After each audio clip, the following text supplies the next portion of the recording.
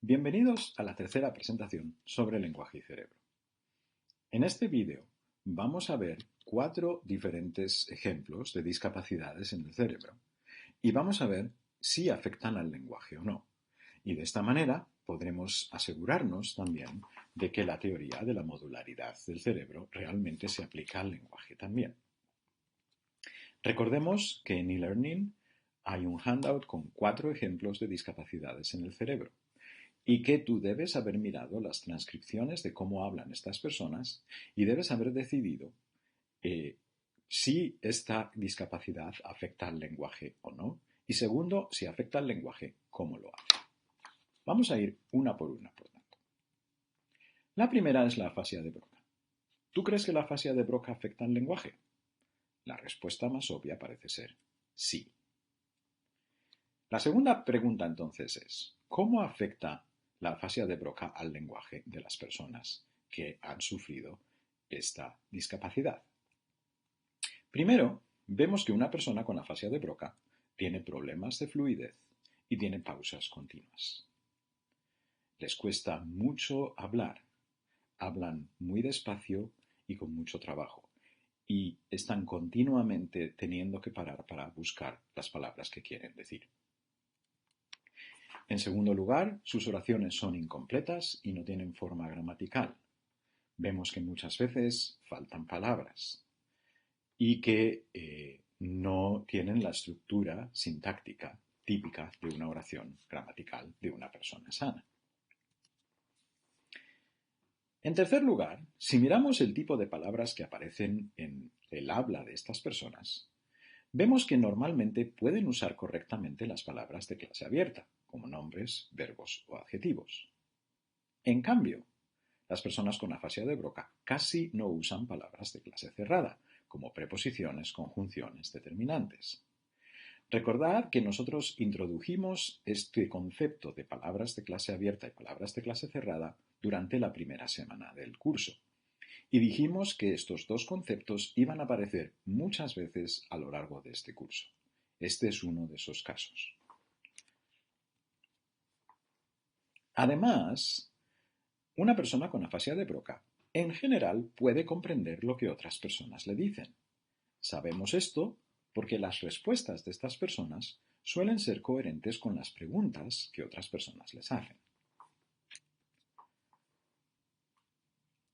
Además, una persona con afasia de Broca, en la mayor parte de los casos, puede contestar y transmitir un mensaje coherente. Es decir, aunque es difícil comprender a una persona con afasia de Broca, aunque requiere mucha paciencia por parte del interlocutor, es posible mantener una conversación con una persona con afasia de Broca y es posible comunicar mensajes de uno a otro mutuamente. Bien, este es un resumen de las principales características que tiene el lenguaje de una persona con afasia de Broca. El segundo caso que tenemos es la espina bífida. Y la pregunta es, ¿afecta la espina bífida al lenguaje? En este caso, no. La espina bífida es una enfermedad en la que las vértebras no se sellan adecuadamente y la médula espinal queda expuesta y se infecta.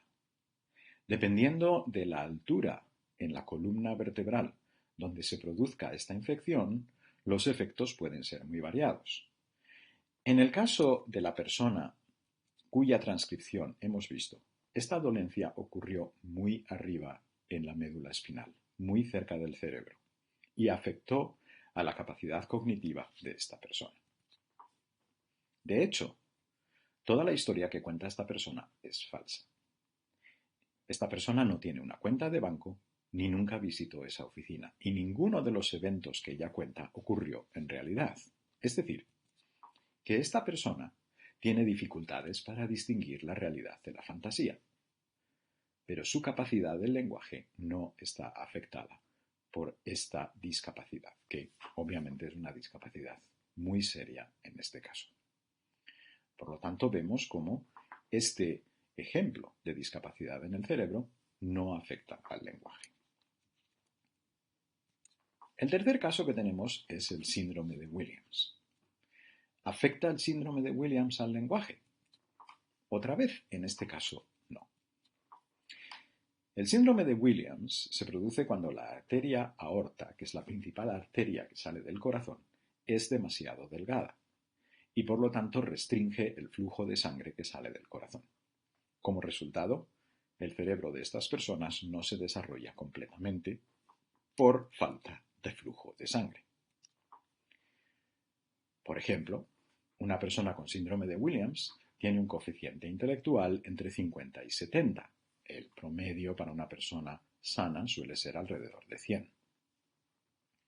Una persona con síndrome de Williams tiene también problemas con matemáticas básicas y con ciertas destrezas manuales. Por ejemplo, se suele decir que tienen problemas para atar los cordones de un zapato. Pero, sin embargo, las personas con síndrome de Williams suelen ser muy sociables. Una de las características que tiene su lenguaje es que suelen tener un vocabulario muy amplio y en ocasiones incluso con especializaciones que parecerían de un estudioso científico de una cierta área. Además, las personas con síndrome de Williams en algunos casos tocan muy bien ciertos instrumentos musicales. Creo que en YouTube puedes encontrar vídeos de personas con síndrome de Williams tocando el piano y lo hacen como una persona sana. De hecho, mucho mejor que muchas personas sanas, como yo, que soy incapaz de tocar el piano. Es decir, que otra vez, aunque el síndrome de Williams se traduce en una discapacidad intelectual bastante severa, el lenguaje no está afectado por esta discapacidad. Por último, la afasia de Wernicke. ¿Afecta la afasia de Wernicke al lenguaje? Obviamente sí. Vamos a ver ahora cuáles son las características del lenguaje de una persona con afasia de Wernicke. Primero, las personas con afasia de Wernicke suelen tener mucha fluidez y hablan sin pausas. De hecho, muchas veces dan la impresión de hablar y hablar y hablar y de nunca parar. Por lo tanto, en este caso no tienen un problema de fluidez. Las oraciones de una persona con afasia de Wernicke parecen completas y en general suelen tener forma gramatical. Todas las palabras necesarias para formar una oración suelen estar ahí en el habla de una persona con afasia de Wernicke. Esto se debe en parte a que estas personas pueden usar palabras de clase cerrada. De hecho, vemos muchos ejemplos de preposiciones, conjunciones, determinantes, etc. Es verdad que estas personas también usan nombres, verbos y adjetivos, pero no las usan de manera coherente. Es decir, no forman el hilo de un mensaje. Por lo tanto, aunque pueden usar palabras de clase abierta, no las usan de una manera que sería el resultado en una oración gramatical aceptable. Muchas veces, de hecho, sus oraciones caerían en nuestra categoría de pragmáticamente anómalas, aunque tengan una forma gramatical. Además, no está claro que las personas con afasia de Wernicke puedan comprender lo que otras personas les dicen. De hecho, es muy habitual que las respuestas de estas personas no tengan ninguna conexión con la pregunta que otras personas les han hecho. Otra vez, puede haber diferentes casos de gravedad y de severidad de este tipo de discapacidad. Por último, una persona con afasia de Wernicke normalmente no puede transmitir un mensaje coherente. De hecho, es muy típico de estas personas que cambian de tema sin aparente control del discurso. Empiezan hablando de una cosa y terminan hablando de otra, después de quizás haber pasado por otras dos diferentes durante una transcripción de lo que han dicho.